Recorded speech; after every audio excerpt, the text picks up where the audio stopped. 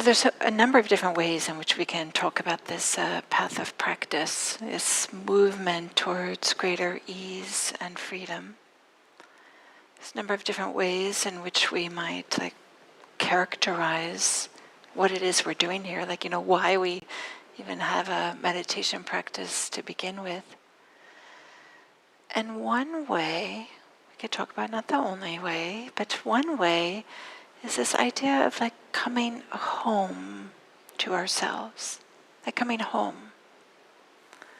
The sense of, oh yeah, I'm at home. Certainly this idea that maybe there's some ease when we're at home.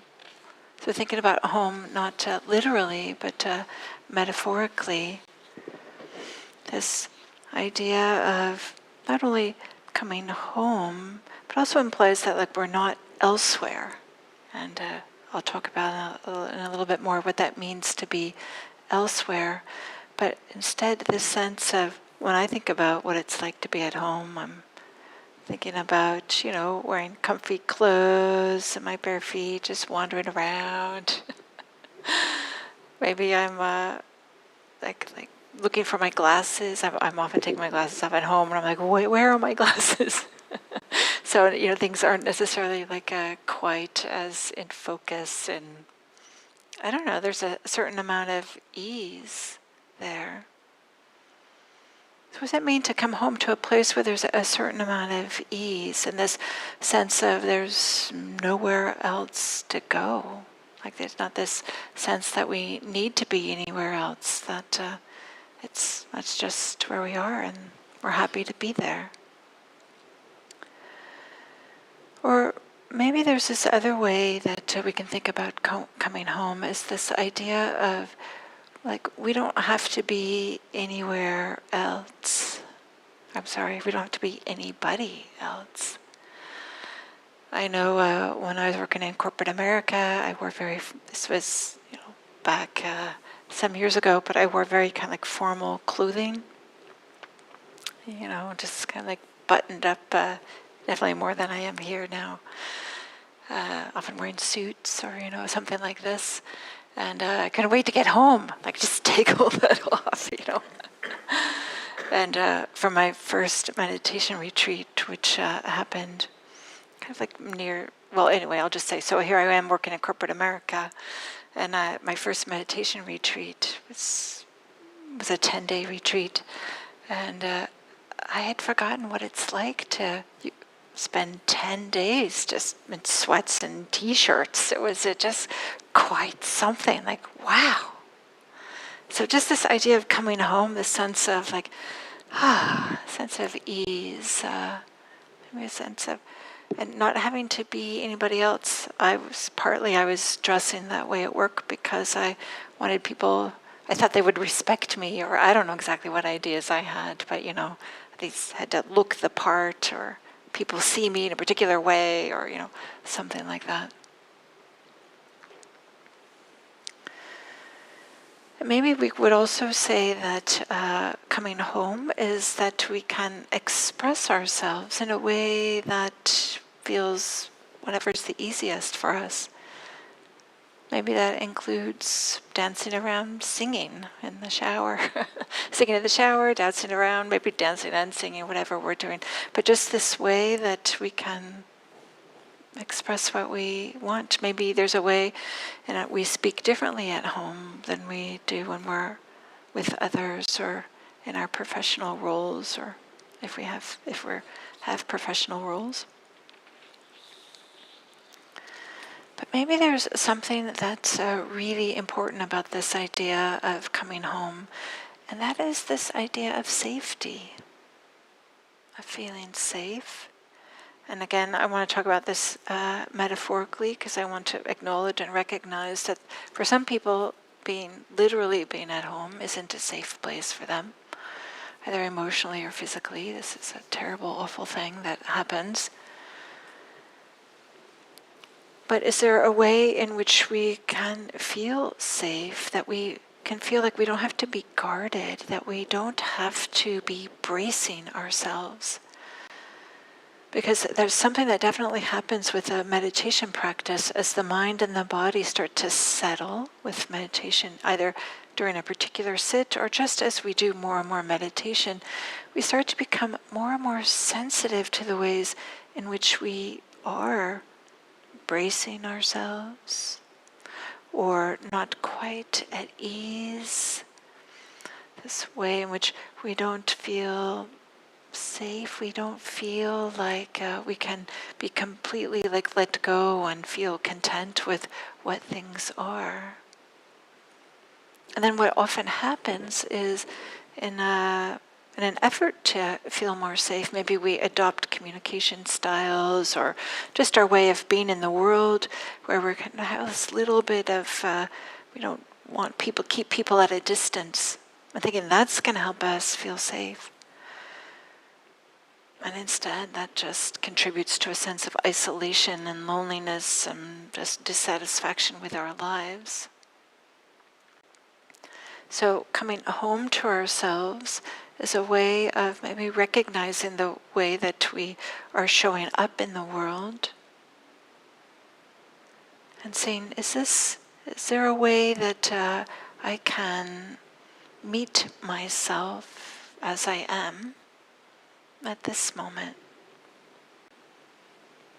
Is there a way that I can meet whatever is arising? And maybe not only just meet it, but can we meet it with a certain amount of open-heartedness? Can we meet it with a certain amount of ease? And this is where safety often lies. We tend to think that it's having to be tough, or it's having to be, like I said, maybe like separate from people in some way. But, the truth is, of course, that human beings are vulnerable in so many different ways, emotionally and physically, right? But this idea of safety is more about can we meet whatever's arising? Instead of trying to get everything out there, to be perfectly organized and non-threatening. There's this way in which, we don't control our external environment nearly as much as we think we do.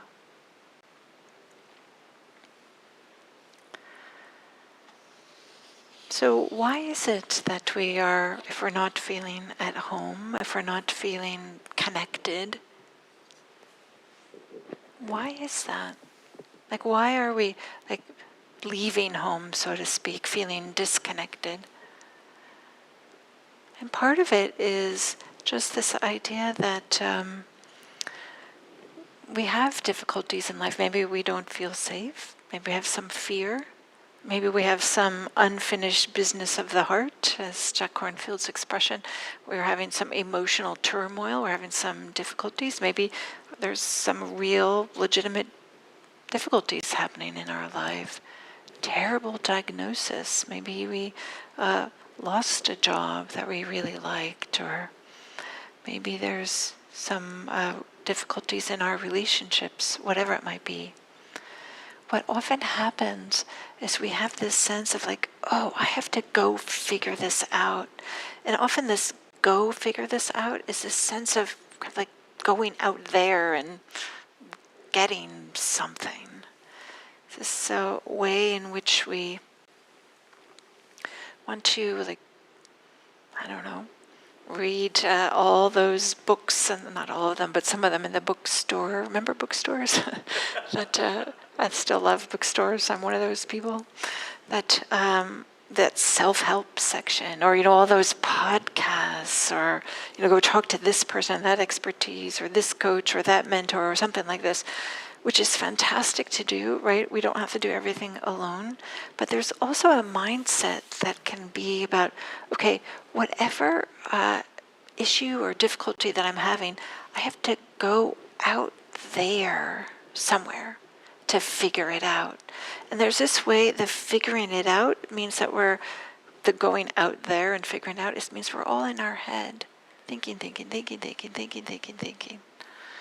to figure it out, trying to solve it, trying to understand it better.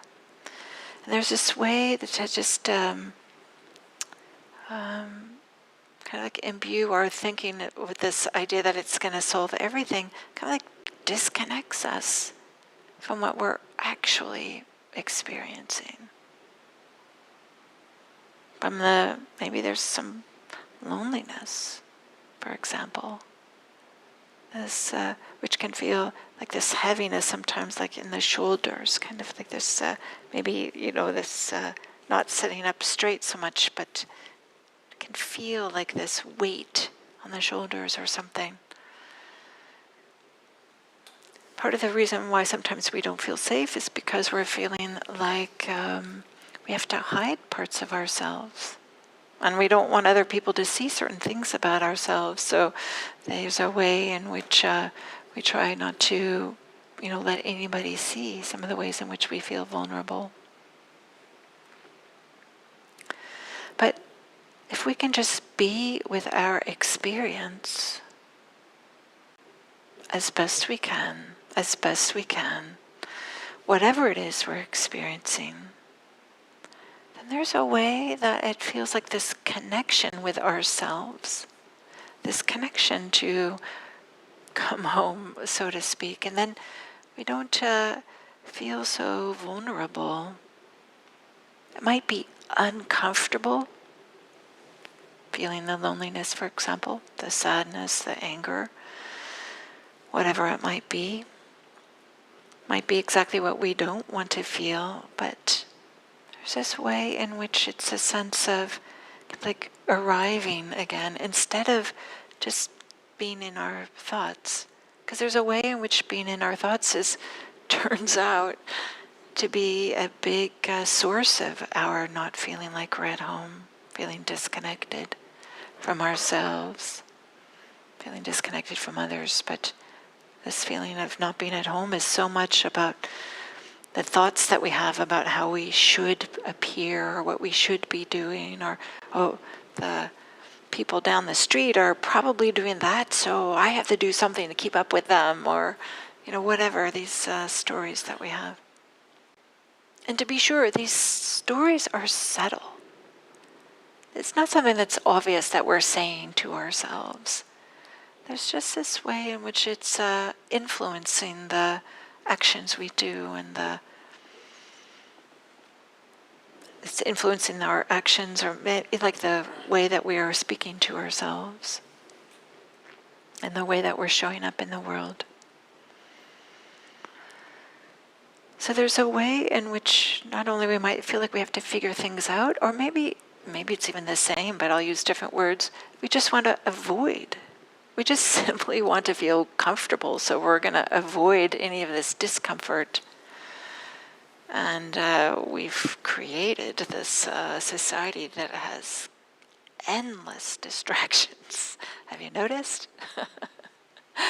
It's amazing if you think about like media these days, like all this stuff that's available to just distract yourself endlessly.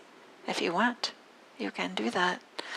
And it's so easy. Sometimes I find myself, I want to look up a particular YouTube video, a particular talk I want to listen to, and then before I know it, I'm, going down looking at all these little things, like time ticks on, and then I'm like, oh yeah. So I've set a timer on my YouTube videos that I guess my phone can do this. It'll interrupt me and say, are you sure you want to still be doing on this?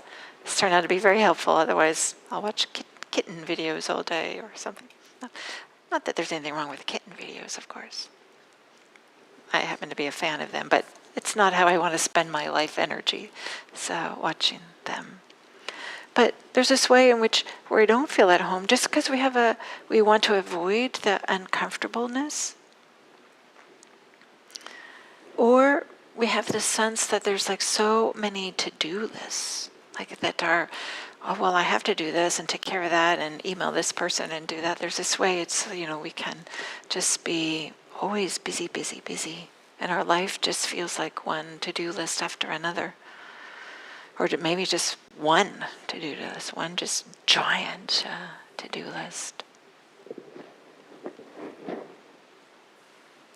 So that's part of the reason why we might feel a little bit disconnected from ourselves. And maybe also related to this, I'm kind of like giving a list so that maybe you can recognize what are some of the patterns for you. But maybe there's a way also in which we have this, like the grass is always greener idea.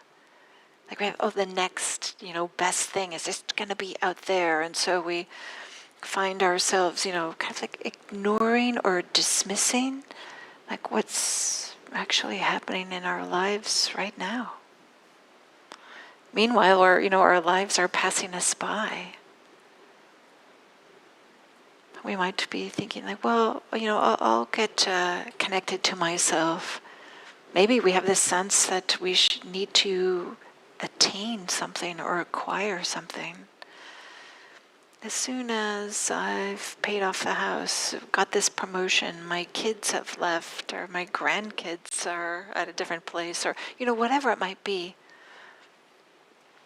Educational goals, career goals, these are all, great supportive things, but there's also a way in which we can use them.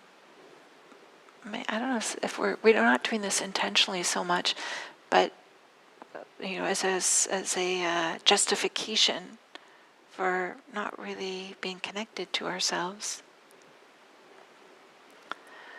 So then this whole idea of coming home to ourselves, in some ways it doesn't even sound attractive because it feels like, oh, then I have to eschew all these other things that are important to me, my goals or my things with my relationships, my professional life. Pursuing, always feeling more and more comfortable or entertained. But there's a way in which we can feel connected no matter what we're doing. And a lot of that, if not most of it, is about being connected to the felt sense, the physical body. What does it feel like to be sitting in a chair right now? It doesn't take time just to let the mind just like incline that direction and like, oh yeah, I can feel the pressure of the chair, the cushion against the body. If you're using the backrest, just feeling the pressure against the back. And there's a way in which if we can use some of these obvious indicators of the present moment, that can help disrupt some of the momentum away from the thinking mind. Here we go again. I'm going to make it. Maybe that's okay. Is the volume okay?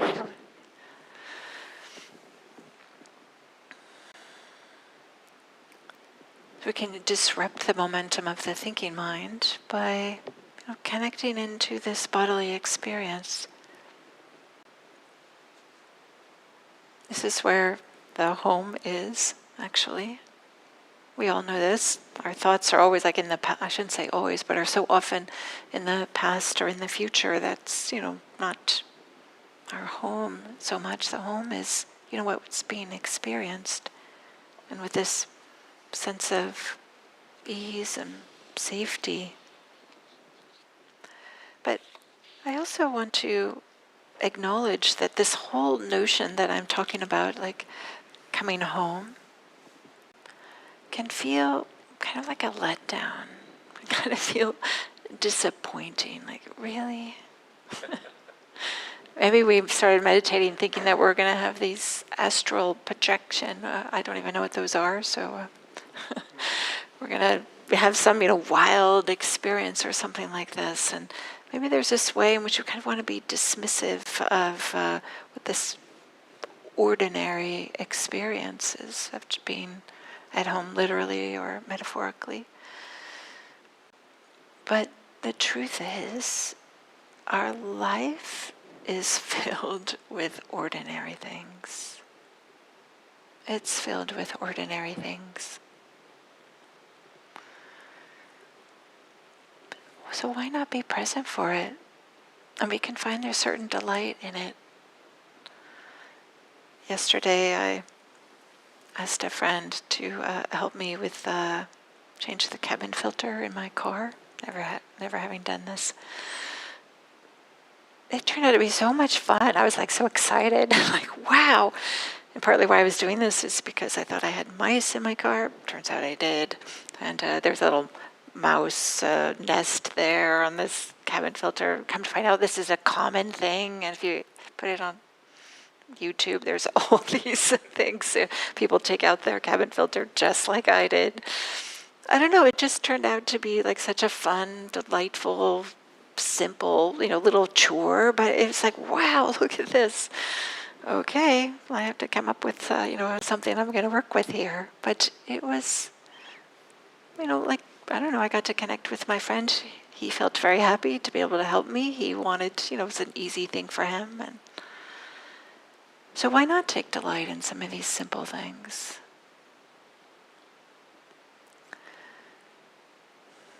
Part of the reason is because maybe we are afraid of, if we let down the bracing or let down the guard or something like that, it'll be uncomfortable.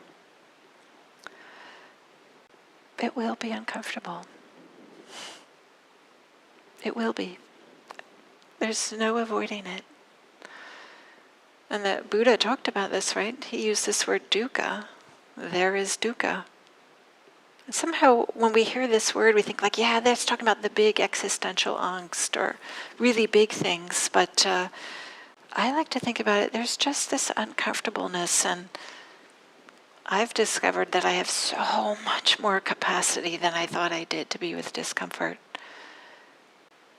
And when I'm in the role of a retreat teacher and I'm meeting people who are on retreats and encouraging them to meet some of their difficulties, I see them, I watch them discover how they have so much more capacity to be with their difficulties, to be with their uncomfortables, to be with their uncomfortableness, much more than they imagined or knew. So there is this way in which we are often running away, but we don't really need to. There's this way in which we might think that all the answers and what we're looking for is somewhere out there. And I'm doing this gesture with my hand, out there, and I'm saying this word, out there. But another way could just be, we have this idea that it's all in here. It's all the mind that has this idea it's going to be out there. And that's really the experience of out there. And, how many thoughts do we have a day? Countless. They're just thoughts. That it's going to be better out there. If I worry enough, it's going to be better. If I avoid this, it's going to be better. Those are just thoughts. Those are just thoughts.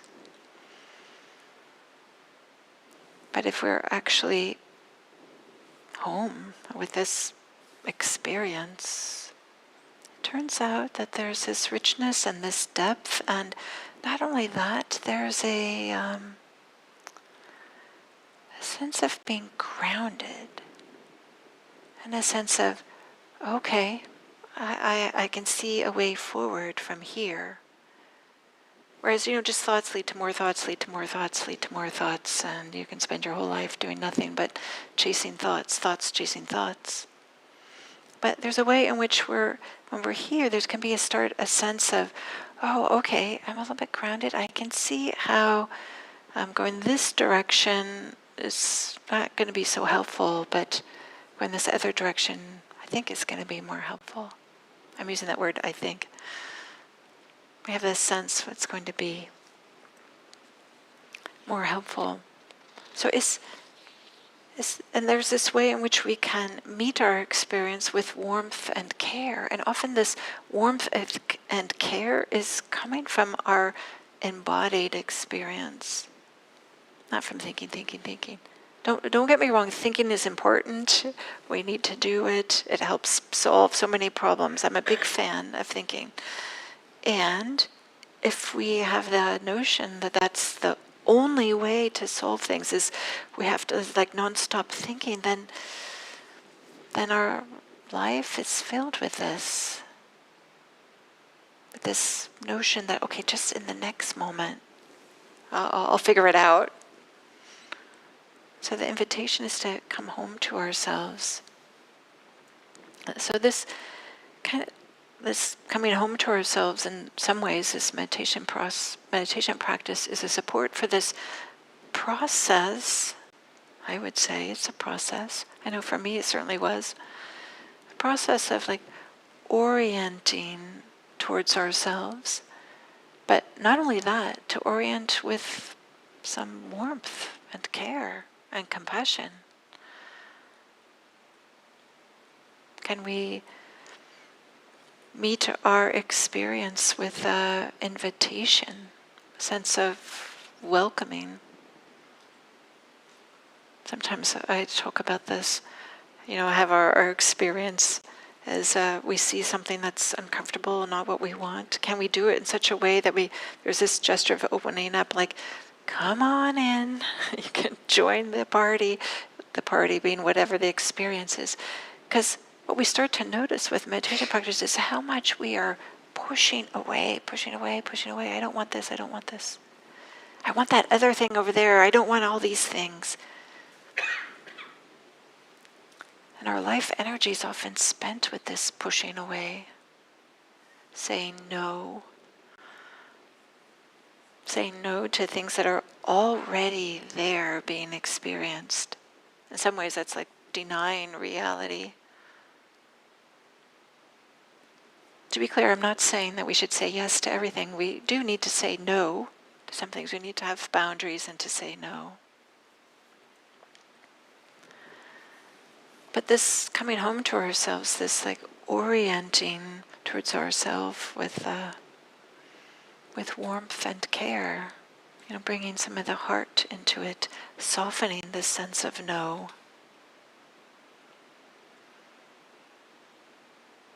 And so I was pointing to like the bodily experience, feeling the pressure against the body, but there's a way we can also do this with any of the senses, often like what's being heard, just orienting towards that. What are the sounds?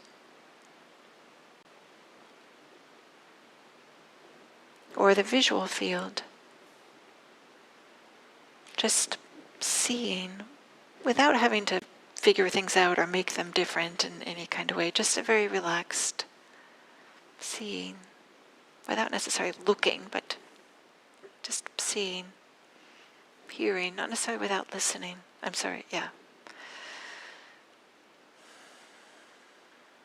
As a way to come home to ourselves. And then as soon as we do that, then the mind and the heart have a place to rest. And something different can unfold. Maybe some new ideas.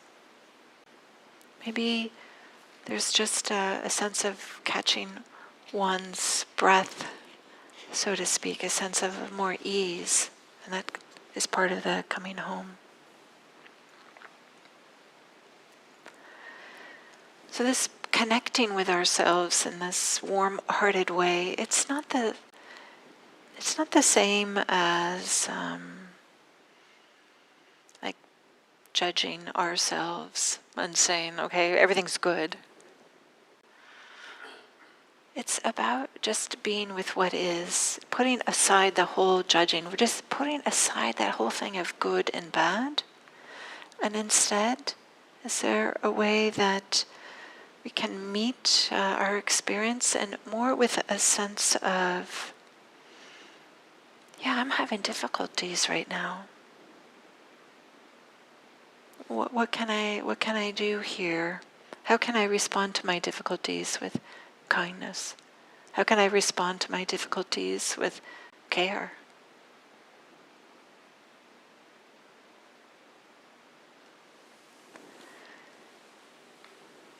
Is there this way that we can come home to ourselves? Is in some ways the same as welcoming ourselves, all aspects of ourselves. Sometimes there's these aspects that we're secretly trying to disown. But can we welcome all aspects of ourselves?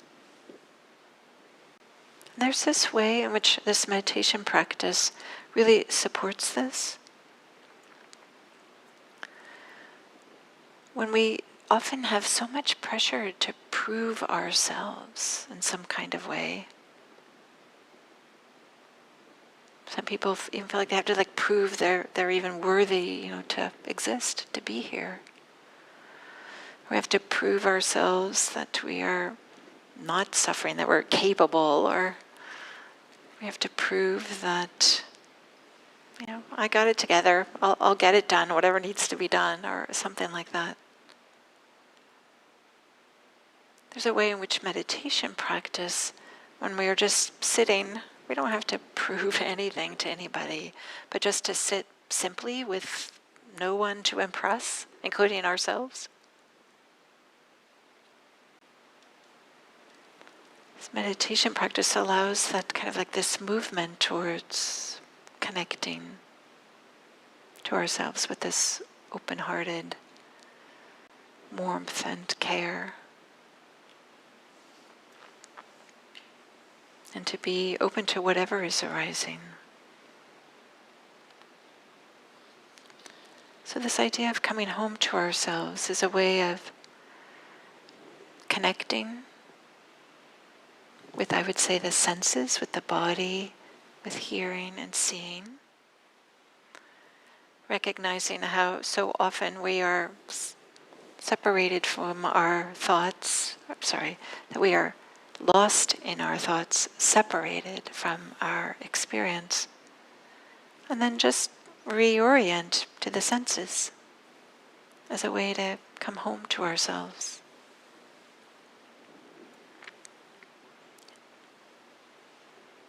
Maybe I'll stop there and open it up for some comments or questions. Yes, it's back here.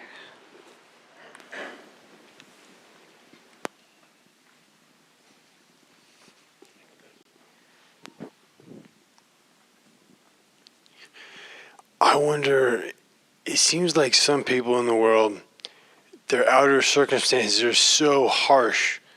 How could they come home? I mean, I just read this story about a young girl in the Middle East. She was raped, and then the man married her, so he didn't get charged with the crime, and she committed suicide, and it broke my heart. But I'm wondering, it's like some people were blessed with a middle-class life in the Bay Area, whereas some people, their outer life is so hard. How can they come home? So yesterday, or the other day, I listened to a podcast about a person who was sent in prison, sentenced for life. I don't know what crime he committed. And he told the story about how he had been a very violent person. And in prison, the first 20 years he was in prison, it was a very violent life. And then he was able to participate, I guess this is at Folsom Prison, in this thing it's called a circling, where people meet, it's in this case men in prison, and they start talking about the truth of what's really happening with themselves. And he talked about how it took another 20 years. No, it wasn't 20 years. I don't know how many years, actually. But it took a number of years. Completely transformed his life, the way that he understood himself, and all the abuse that he had had as growing up is why he ended up having a life of crime. And he ended up being released from prison because they had noticed what a different person he had become. So I don't know if everybody can do this. I want to think so, but he talked about that it was the courage to meet what was inside of him, and not only that, the courage to meet what is inside of others. I felt really touched by this idea, and so he talked about that he, if you were to look at him, he doesn't look like he comes from a middle class. He doesn't look like those of us in this room, I would say. He said, if you were to look at me, you wouldn't think that I'm necessarily the safest person. But he said, but I am the safest person anybody will ever be with, because I have no fear to be vulnerable. I have no fear to be with other people's vulnerabilities and to empathy and whatever they might have. I don't know, I just feel really touched by this. So what you described is just awful, right? It's just like sickening. But I think that we underestimate I want to believe that we underestimate the power of the heart, the power of transformation that's available. I want to believe that. Thank you for asking, though. I mean, these stories really, they're heartbreaking. They're really heartbreaking. Yeah.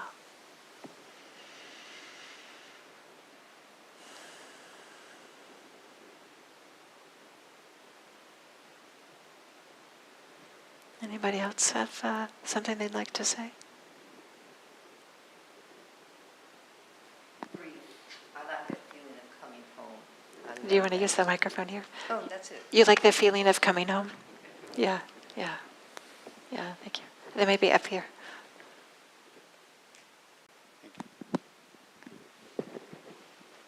Yeah, thanks for the talk tonight. I appreciated it, and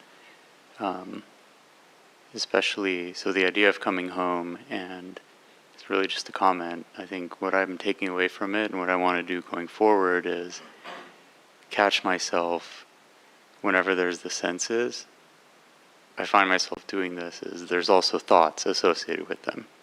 Very hard to just sit there, feel things or hear things and not have thoughts. And so what I want to do, and I don't know if this makes sense, but try and just not have thoughts while the senses are happening. So Yeah, I would look at it a little bit differently. This idea of not wanting to have thoughts, that's a really high bar. Instead, why don't we just let them be in the background, thoughts doing what thoughts do, and just be more tuned into, sensitive to, experiencing the senses, and let the thoughts just do what they're going to do, because they have a lot of momentum behind them, and we have a lifetime of fueling them and thinking this is the way forward. So instead, just pay attention to the visual field or hearing and this. And there's a way in which the thoughts, they start to just lose some of their authority. They'll just naturally start to lose some of the momentum if we just aren't highlighting them or giving them as much attention. Because if we're trying to get them to go away, there's this way of like, oh, go away, thoughts, I want them to go away. And then we're all tangled up in the thoughts, and then we're thinking how we're thinking. I wanted to get rid of thoughts, and then that's a thought again, and then that gets complicated. So I would just offer this. Yeah. Yeah. Does anybody else have a comment?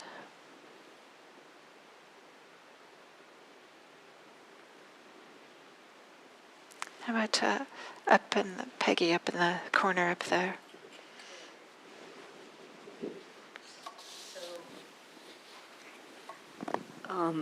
This idea of the friendly, meeting ourselves and what is with friendliness. When difficult things come up, and I think of that, and but I'm so reactive, and it's going like round and round. Okay, what does this mean to be friendly?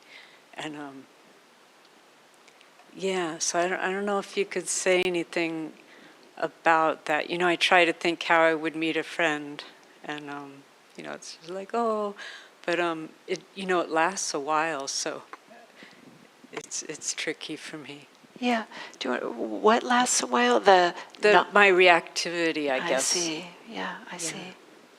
So I would say actually being with the body, or like feeling your feet on the ground, is a great way to kind of like disrupt the momentum. But what will happen, it'll be like thoughts, feet, thoughts, feet, thoughts, feet, thoughts, feet, thoughts, feet, feet, feet, thoughts, feet, feet, feet. So it's not like something that is going to go, but it does. It can really disrupt the momentum of them if you can remember. The thing I forgot to say is a lot of times there's someone in front of me. I see. Like that I need to kind of I would say that's even more so the reason to be tuned into one's feet, to like, I'm saying feet, but like feeling your feet on the ground so that you're grounded. Because often what happens is when we get triggered, then we're thinking about other things, or what am I going to say, or I hope they don't think this about me, or don't think that about me. And the last time I spoke with this person, and we're not really maybe meeting them in a way that that they are feel like they're being felt. Or actually, maybe I should ask you, is it uncomfortable for you because this is somebody who is saying harsh things to you, or is it just Yes, or perhaps they've stopped, but I'm still in a position where some sort of response is required. Yeah. Or I guess I could run away, walk away. I don't know. you could say, I'm not quite sure what to do with that. I appreciate the honesty. Right? Because that's the Yeah. truth. And then there's a way of like, okay, you're coming home to yourself. That's the truth of the moment. I'm not sure what to do with that. Or, wow, that was a lot. That's a good way to put it, yeah. Because sometimes I'm not even sure if it's harsh. It might be like a trigger for me. So. Yeah. Or you could say, wow, I'm feeling a little unsettled now. I'm feeling triggered. Just a simple sentence like this, the kind of the honesty of the moment, and then That's a great one, yeah. Thank you. you're welcome, Peggy. And then I think this person right here, that's on the steps, yeah. Well, just real quick, coming back to the home.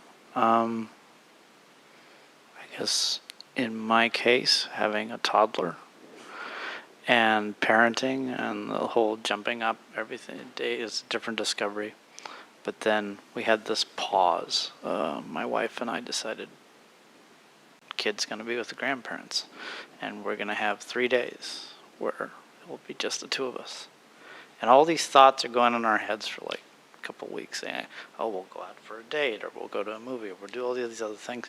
And yet, when it came to the time, it was to be home, to make some tea, to be in the space, to think about very little things, or just the things that grounded us. Yeah. And the few simple things that we might take care of that gave us, that might have negative energy we wanted to take care of, or some positive energy things that might, and I don't want to go into a lot of specifics of that, but we sort of naturally came to that place because all the busyness, all the thoughts, all those things, we know will come again. Yeah. They will be there. And there'll be all those surprises and all the joy and discovery and the suffering. They will still be there. But we recognize that that was the place to be. Nice. And that seeking Just- for everywhere else, wasn't there for us. Yes. I've had a similar experience, not with a toddler, but this idea of like, you know what, it just feels good just to sit here and read this or something. Yeah, thank you. Okay, so it's 8:30, so thank you for your attention, and I wish you a wonderful rest of the evening.